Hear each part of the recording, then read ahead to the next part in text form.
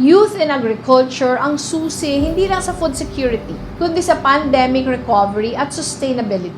We rise as one society, one country, bound not only by the crisis we face, but more importantly, by our collective aspirations. Patunay po rito ang umasenso sa kabuhayan sa ilalim ng Angat Buhay, kung saan binibigyan natin ang mga magsasaka ng pagkakataon at kapasidad na paramihin ang kanilang ani at palakihin ang kanilang kita bilang mga agri-entrepreneurs. Sa pamamagitan ng umasenso, naiugnay natin sila sa mga establisimento at mga negosyo na nais bumili ng kanilang mga produkto.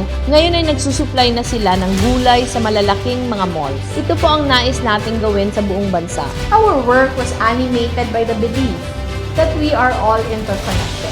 Masisipag ang mga magsasaka at mangingisda natin, pero hindi ito na ma-maximize ng gusto dahil kulang sa suporta at tutok. Maraming Pilipino pa rin ang nagtitiis sa kahirapan at nagugutom araw-araw. Kung sino pa ang sektor na nagbibigay sa atin ng pagkain, sila pa ang walang panlaman tiyan. Lend your resources, skills, and knowledge para mas maraming mabitbit paangat, and so that everyone's strengths can be harmonized towards a truly better normal we hope for. Pag-angat ng isang magsasaka, ng isang komunidad, ay nanganganak ng pag-angat para sa buong bansa.